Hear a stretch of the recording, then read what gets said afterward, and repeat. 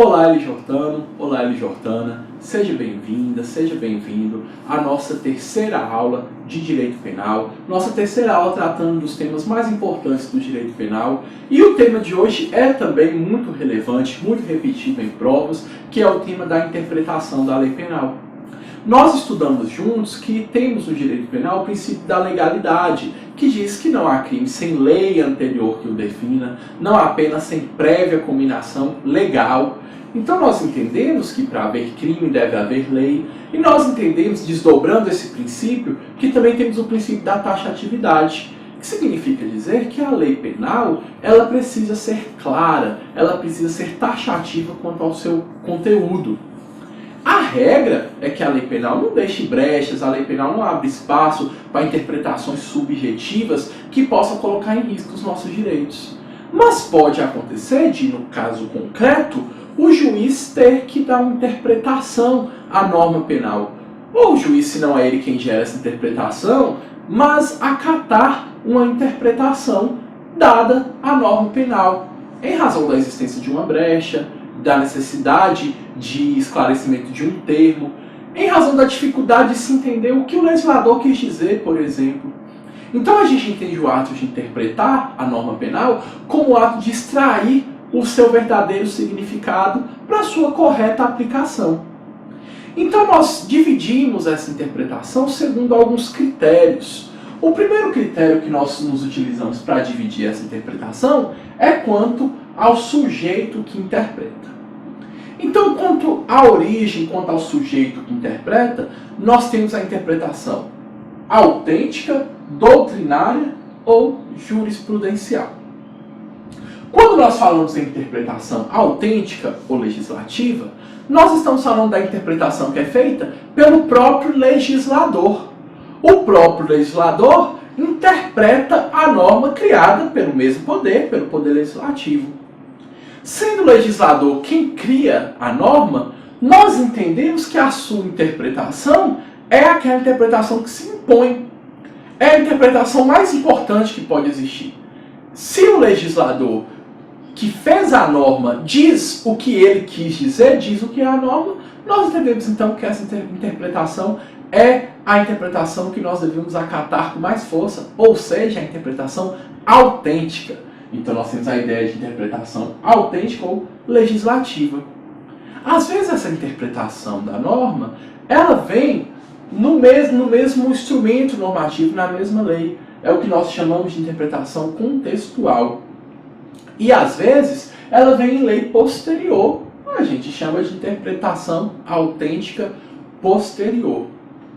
Nós temos, por exemplo, no nosso Código Penal, o exemplo dos crimes praticados por funcionário público, a expressão que o Código usa, funcionário público contra a administração em geral. E nós temos uma discussão no direito administrativo sobre quem é esse funcionário público, até onde esse conceito alcança. Mas, para efeitos do direito penal, o próprio Código Penal cuidou de esclarecer, no seu artigo 327, quem seria o servidor público. Assim sendo, a gente tem uma interpretação autêntica feita pelo próprio legislador. Por isso, autêntica. O próprio legislador se ocupou em dizer quem era o funcionário público para ele, de quem ele estava falando. Funcionário público, do ponto de vista do Código Penal, do ponto de vista da lei penal, é o que o próprio legislador disse. Nós temos também, quanto à origem, a interpretação doutrinária ou científica. A interpretação doutrinária ou científica é a interpretação que é realizada pelos juristas, pelos pesquisadores, pelos cientistas do direito. Nós temos no direito, como em qualquer outra área, pesquisadores, estudiosos que pesquisam, escrevem sobre os temas, que dissertam sobre esses temas, que apresentam dados sobre os temas no direito. Essas pessoas também interpretam a norma, também interpretam a lei penal, através de seus artigos, através de suas obras, através de seus congressos. Essas pessoas interpretam a norma. Se eu disse que a interpretação autêntica ela é de aplicação obrigatória, ela é aquela que a gente reconhece com mais força, eu estou dizendo que a interpretação autêntica vincula, ela obriga a sua aplicação.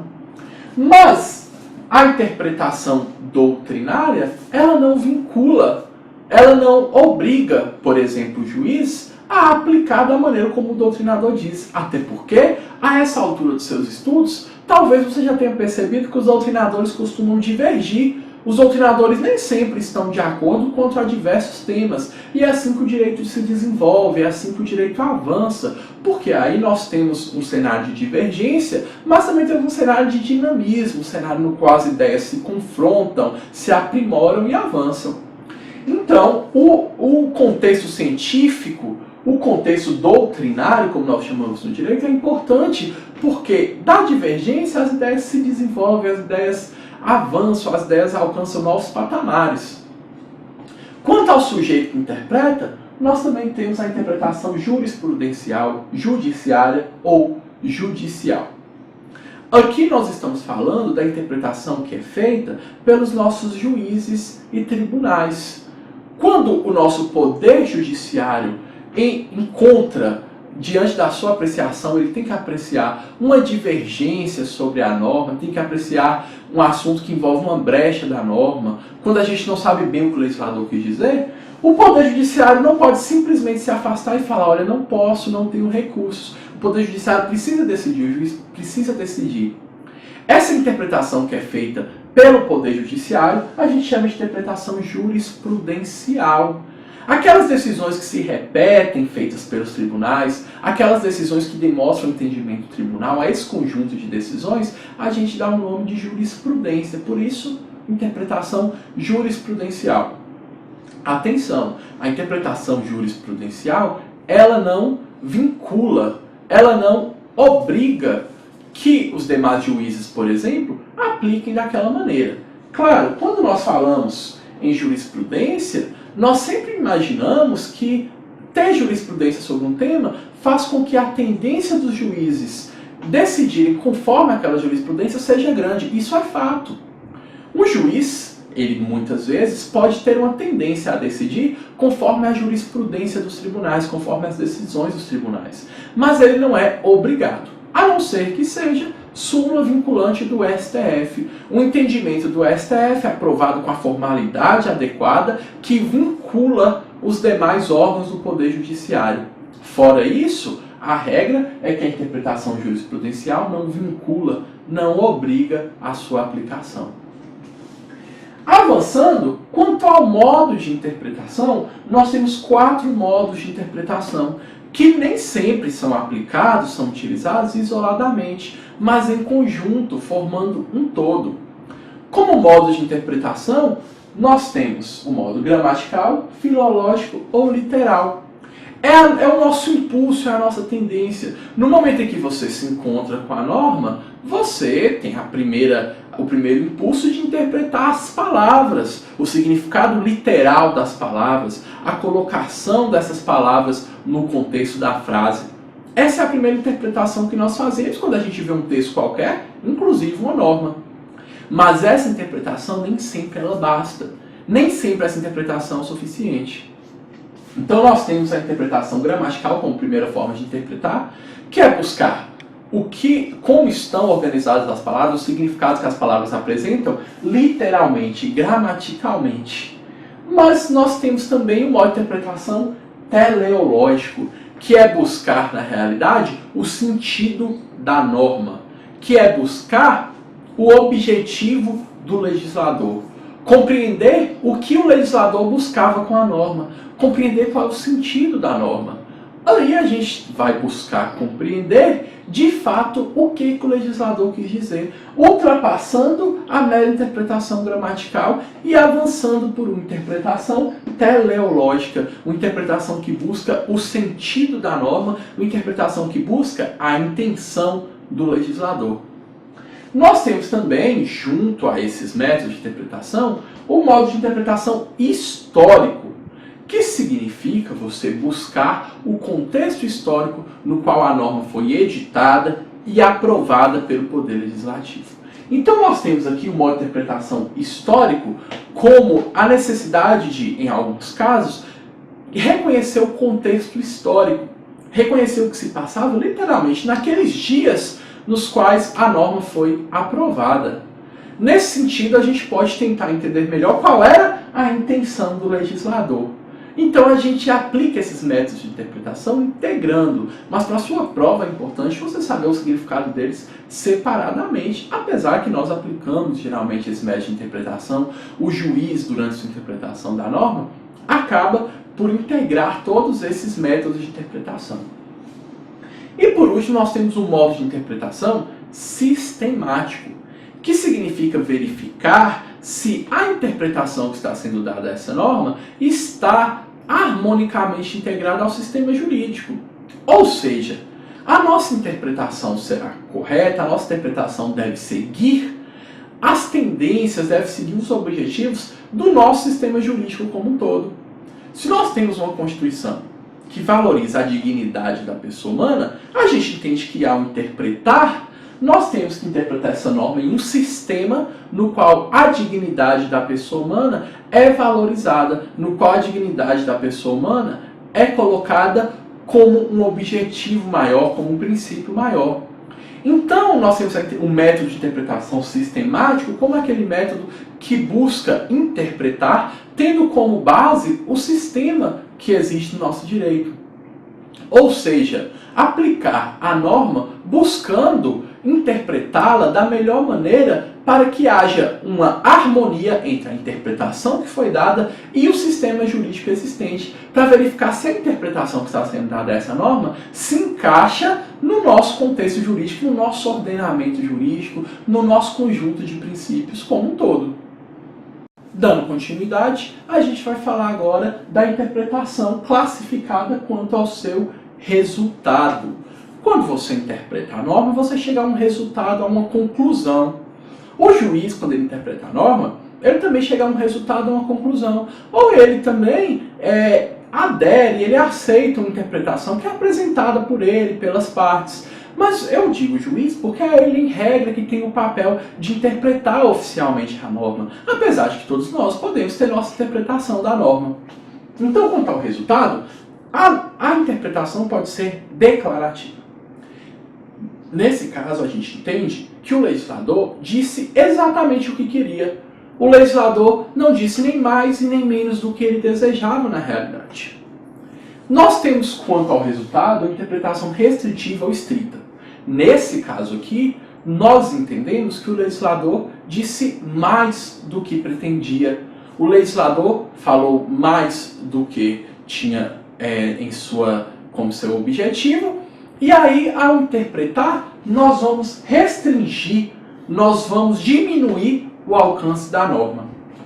Como exemplo, para ficar mais claro, o legislador diz no Código Penal que a embriaguez proveniente, a embriaguez culposa ou a embriaguez voluntária, elas não excluem a imputabilidade. Ou seja, quem bebe porque quis, quem se embriaga porque quis ou consome qualquer substância, álcool, remédio, a gente vai chamar genericamente de embriaguez. Quem se embriaga porque quis, ou quem consome substância sem saber que poderia ficar tão embriagado, que a gente chama de embriaguez culposa, não se torna inimputável. A responsabilidade que a pessoa tinha ao consumir a substância se transfere para o momento em que ela eventualmente cometa um crime. Então isso não vai mudar nada. Se a pessoa se embriagou porque quis ou acabou se embriagando, mas estava ali no contexto mesmo consumindo a substância, a gente entende que isso não exclui a imputabilidade. Ou seja, o legislador falou de todas as pessoas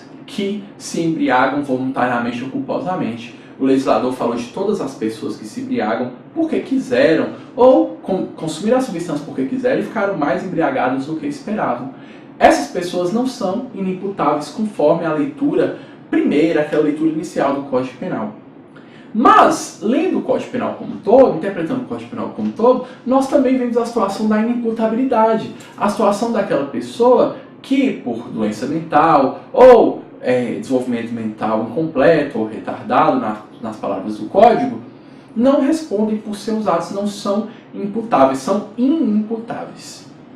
Nesse caso aí, quando o legislador falou lá da embriaguez, de todas as pessoas que se embriagam voluntariamente, por exemplo, ele acabou incluindo ali as pessoas que se embriagam porque sofrem de uma patologia. as pessoas que sofrem de doença grave, por exemplo, de alcoolismo grave, e acabam se embriagando. Ou seja, essa pessoa ela é inimputável. Mas ao falar da embriaguez, o código acabou falando de todas as pessoas, incluindo essas. O que a gente entende então? Como a gente resolve esse conflito? A gente entende que a pessoa que se embriagou voluntariamente, ela é mesmo imputável, ela é mesmo responsável pelo que ela faz. Mas a pessoa que se embriagou voluntariamente por sofrer de doença, por sofrer de alcoolismo, ela é, a depender do contexto, inimputável.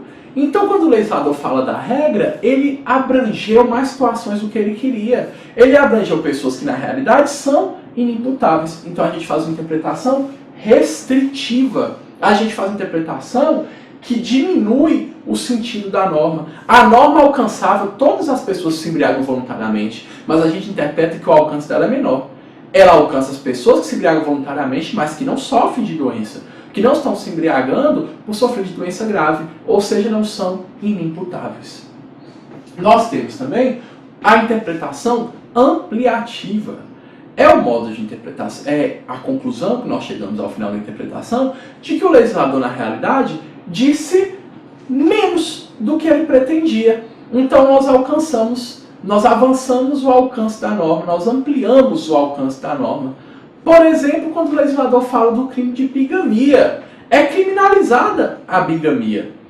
Mas e a poligamia? Bígamo é quem se casa 2 vezes. A pessoa que se casa mais de 2 vezes está praticando poligamia. Seria absurdo chegar a outra conclusão que não fosse a conclusão de que o legislador, ao tentar proteger a família, a constituição da família, conforme o código, conforme o objetivo do código, ele criminalizaria apenas quem se casou 2 vezes, mas não quem se casou 3, 4, 5 vezes. Então aí nós entendemos que nós vamos estender o sentido da norma. Assim como o código fala extorsão mediante sequestro, é tentar ali uma vantagem através da privação da liberdade da pessoa, a gente entende que o legislador disse menos do que queria, porque é claro que se inclui também a extorsão mediante cárcere privado, que é uma restrição da liberdade ainda maior do que o sequestro. É deixar a pessoa ali amarrada, deixar a pessoa num cubículo. Então nós entendemos que o legislador, ao falar extorsão mediante sequestro, ele disse menos do que queria. A gente amplia esse entendimento para extorsão mediante cárcere privado também, por exemplo. Avançando agora, nós vamos falar de 2 conceitos muito importantes. Nós vamos começar por interpretação analógica, que é modo de interpretação.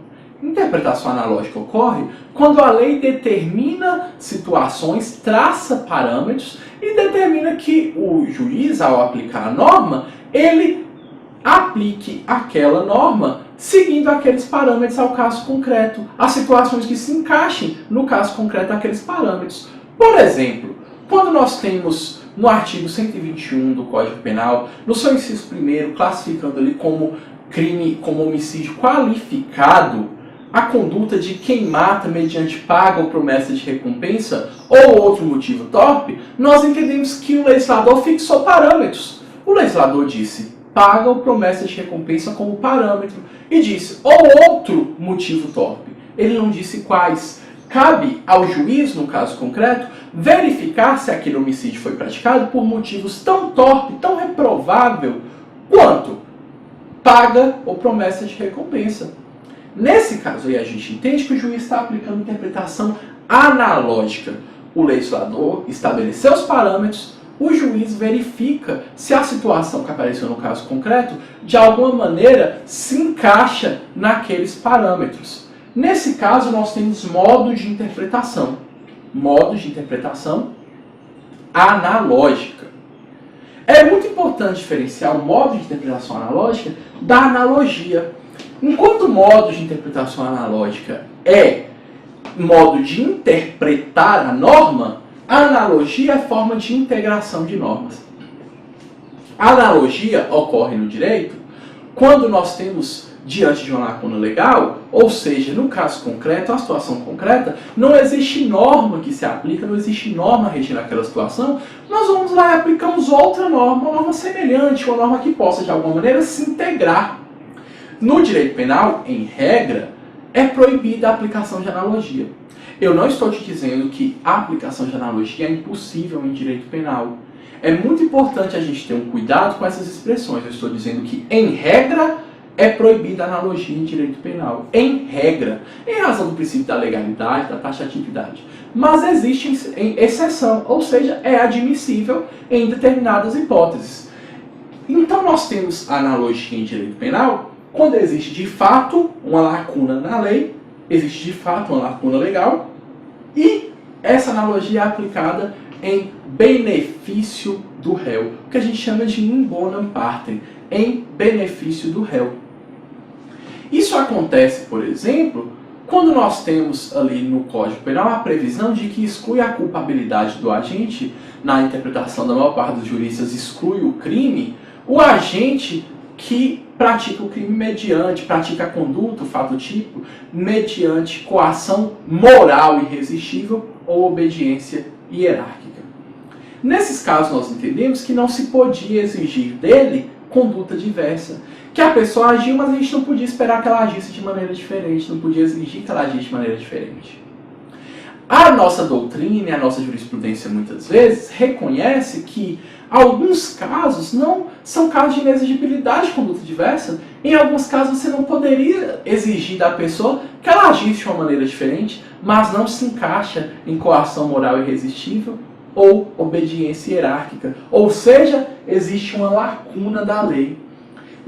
Não existe na lei previsão para aquela situação específica, mas o juiz vê que essa situação é parecida com obediência hierárquica ou coação moral irresistível e aplica em benefício da parte a exclusão de culpabilidade. A pessoa se isenta de responder de alguma maneira por aquele crime. Então nós temos aí a aplicação de analogia. Existe a lacuna, a situação não se encaixa nas hipóteses de exclusão de culpabilidade da lei, por exemplo, mas em benefício do réu, o juiz vê ali uma semelhança entre as situações e aplica sempre em benefício do réu, e quando existe uma lacuna legal, a analogia, que é método de integração das normas.